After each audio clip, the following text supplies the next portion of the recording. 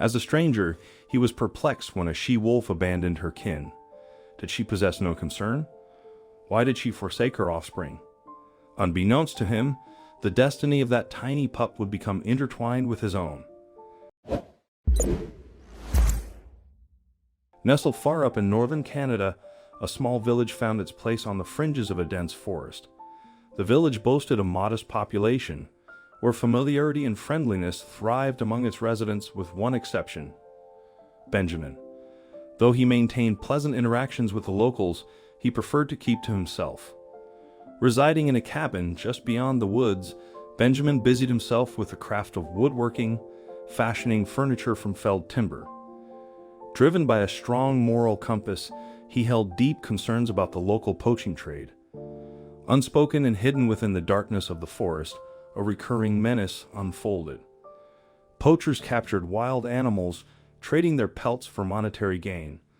Among them, a despicable man named Logan emerged as the ringleader. Benjamin often found himself at odds with Logan, leading the townsfolk to side with the poacher out of fear. Choosing to distance himself from the town, Benjamin happily embraced a drama-free existence, until one fateful day. Benjamin frequently embarked on walks through the dense forest, believing his ancestors' spirits resided within the vibrant flora and fauna. When he wasn't immersed in carpentry projects amidst the biting cold, he sought solace in hiking. It was during such an expedition that he encountered something that sent his heart plummeting into his stomach. Initially mistaken for a backpack, the hanging object turned out to be a poacher's trap. Benjamin, upon closer examination, discovered the bag concealed multiple bodies. Eager to help, he lifted the bag off the rope, sensing movement inside. To his disbelief, something alive remained trapped. With the freezing winter intensifying, Benjamin realized swift action was necessary to save the creature's life. He hurriedly raced home, determined to gather a knife, blanket, and stepladder for assistance. Returning with haste, snow accumulating, he approached the scene to find a surprising sight: a large animal positioned beneath the bag. From a distance, it was difficult to discern the creature's identity. Benjamin approached slowly, displaying reverence. It was a wolf. The wolf stared intently at Benjamin, unmoving yet seemingly intrigued by his presence. After what seemed like an eternity of standing off with one another, the wolf slowly retreated away from the bag. The animal sat just 12 feet away, watching Benjamin's every move closely. Benjamin took a deep breath, and with an eye on the wolf, set down his tools. He laid the blanket in a pile on the floor.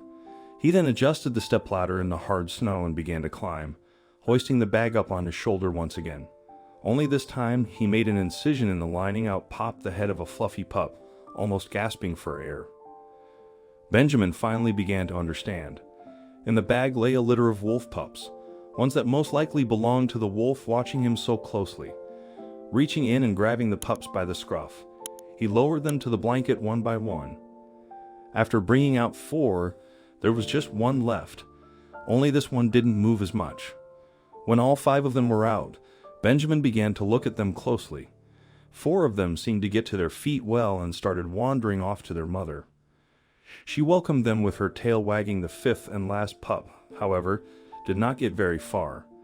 It seemed there was something wrong with its leg. Benjamin was about to approach it when the mother came up to them. Taking a few steps back, he gave them some space and sat down on some wooden logs nearby the place where he found the bag, from where he was sitting. He could see the she-wolf nudging her incapacitated pup gently and trying to get him to walk. This was without success. She then tucked the pup in her mouth and walked over to Benjamin. He did not move, but sat silently, not even trying to make eye contact, as this was a wild wolf after all, but the wolf did not mean any harm. She looked deep into Benjamin's eyes before she dropped the pup at his feet. It was almost as if she was communicating with him. The she-wolf then threw her head up and let a long howl out, turned her back to the pup, and walked away. This was the way in nature. She had to take care of the healthy young ones. Benjamin somewhat believed that she gave him the pup so he would take care of it. As if she felt that their fates were tied, she trusted him. Wrapping the pup up in the blanket, Benjamin carried it back to his cozy home and did just what the she-wolf had wanted, hoping that whatever was wrong with the little wolf wouldn't be too serious. Upon arriving home, he laid the little gray fluff down by the fireplace and lit a fire. He then proceeded to warm up some milk and add some sugar to it, for the pup Benjamin had already made up his mind. It was here that he learned that the little wolf had a broken leg, most likely from being at the bottom of the trap, compressed by his brothers and sisters for so long. This was in addition to being malnourished. So the veterinarian cast the leg and gave Benjamin a special solution to feed the pup when he got home. Benjamin did exactly as told and went on to name his little friend Kai. Benjamin and Kai became inseparable as time passed. Kai grew bigger and bigger with each passing day until he seemed almost bigger than his mother. Benjamin continued with his lifestyle, carving furniture and going for hikes, only now he was known as the Wolfman. The tension between him and Logan had only gotten worse. Benjamin had accused Logan of setting the trap that had caught Kai and his family, only for Logan to grow increasingly mad that Benjamin had cost him a whole litter's worth of pelts by cutting down the bag those many months before. The tension just continued to grow until one fateful night. One dark, cold night, Benjamin returned from his hike. Only Kai was still out in the forest. This was normal, of course. However, when Kai hadn't returned by the time Benjamin was going to bed, he began to worry. Benjamin stepped out of his cabin only for everything to turn black. When Benjamin came to his senses, he began to cough. All around him was an acrid smoke that filled his room. He tried to stand, but he could barely move. He mustered as much energy as he could and shouted for help, only to pass out again. When he awoke, it was to the faces of friendly firefighters somehow. He had managed to escape the fire that consumed his home. But how? When Benjamin had the energy to speak, he asked how he had escaped.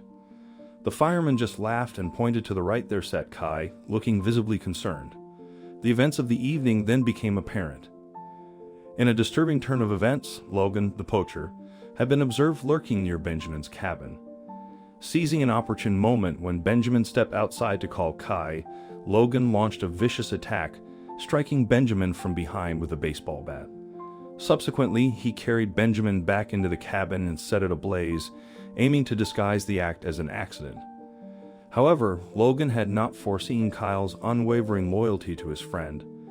As Kai, the wolf, returned home, he instinctively rushed inside, gripping Benjamin's collar with his teeth, and bravely pulled him out of the inferno. Kai emerged as Benjamin's hero, just as Benjamin had been Kay's.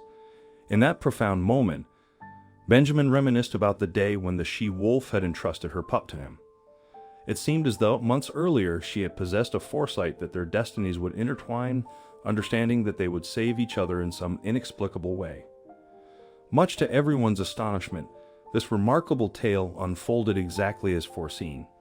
If you found this heartwarming and extraordinary story captivating, remember to show your support by liking and subscribing to this channel.